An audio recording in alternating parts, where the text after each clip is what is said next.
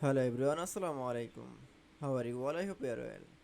Welcome back to my channel in this new video. Today's video, how to text box in center text in Google Docs. So let's start it. At first, open Docs file. Firstly, go into the insert menu option and click on the drawing option. Click for plus new option. Then you can see an loading option. This waiting. Now click for the text box and create a text box. This text box is background color and fill color option, then initials color.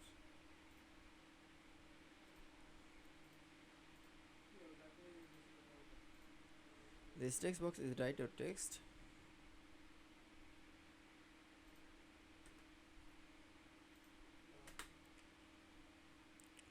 This all text is center align and select your all text and go into the more menu option and click for the align option, then click for the center align option. It's okay. Now click for the save and close option. It's okay. Then you show the text box center text in Google Docs. I hope you enjoyed the video. Please like, comment, share and subscribe my channel. Thanks for watching.